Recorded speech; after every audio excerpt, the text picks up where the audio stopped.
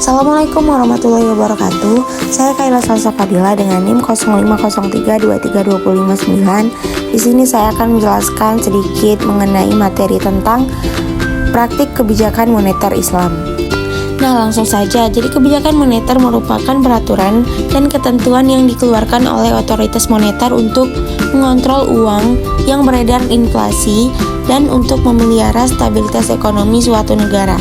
Kebijakan moneter Islam harus bebas dari unsur riba, contohnya bunga bank. Manajemen moneter dalam Islam didasarkan pada prinsip bagi hasil. Kemudian mengenai prinsip dasar dan tujuan kebijakan moneter dalam Islam. Kebijakan moneter dalam Islam berpijak pada prinsip-prinsip dasar ekonomi Islam, yaitu kekuasaan tertinggi adalah milik Allah dan Allah lah Azza wa Jalla pemilik yang absolut. Kemudian manusia merupakan pemimpin khalifah di bumi tetapi bukan pemilik yang sebenarnya. Semua yang dimiliki dan didapatkan oleh manusia adalah karena seizin Allah.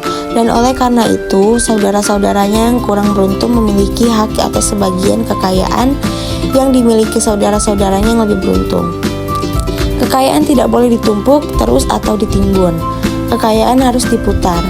Menghilangkan jurang perbedaan antara individu dalam perekonomian dapat menghapus konflik antar golongan, serta menetapkan kewajiban yang sifatnya wajib dan sukarela bagi semua individu, termasuk bagi semua anggota masyarakat yang miskin.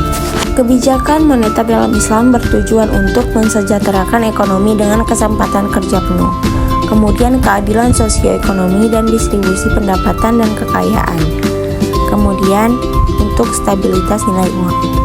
Kebijakan moneter dalam Islam mempunyai strategi, yaitu penguatan sistem perbankan syariah. Di dalamnya terdapat larangan riba, larangan gharar, dan larangan maisir, serta akad sah yang adil.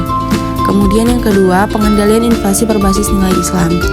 Di dalam ini menjaga maqasid al-syariah mengenai tujuan syariah, termasuk pelestarian harta dan kesejahteraan masyarakat, larangan terhadap istighal atau eksploitasi ekonomi. Yang ketiga, mengoptimalisasi instrumen keuangan syariah. Semua transaksi keuangan harus memiliki underlying aset atau aset real. Tidak boleh ada praktik pinjam-meminjam uang dengan bunga. Yang keempat, kebijakan nilai tukar syariah. Transaksi mata uang harus dilakukan dengan tunai, bukan spekulatif. Yang kelima, mendorong sektor real. Hanya aktivitas ekonomi yang produktif dan nyata yang diperbolehkan. Bisnis spekulatif seperti derivatif yang tidak memiliki dasar aset atau dilarang. Yang keenam, distribusi kekayaan yang adil. Zakat sebagai kewajiban harta, larangan yang menimbun kekayaan, keadilan distributif sebagai prinsip utama. Dan yang ketujuh, etika ekonomi dan transparansi. Di dalam prinsip ini meliputi amanah, kejujuran, dan keadilan sebagai nilai inti, larangan manipulasi harga dan penipuan.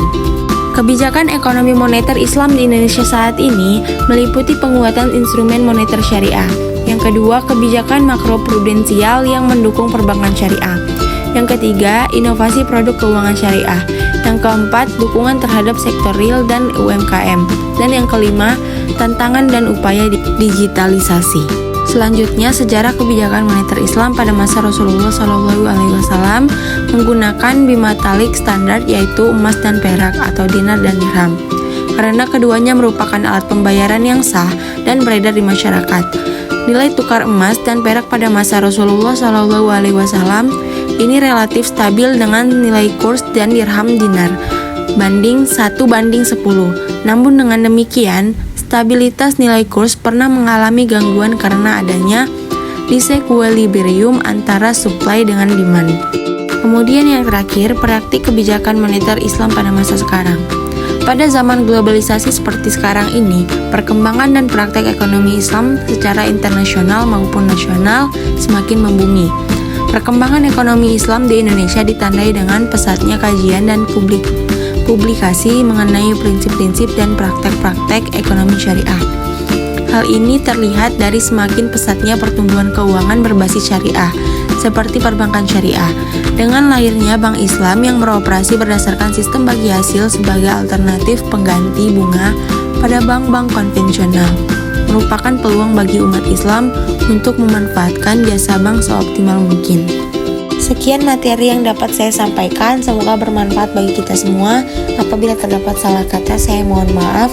Wabillahi taufiq wal hidayah. Assalamualaikum warahmatullahi wabarakatuh.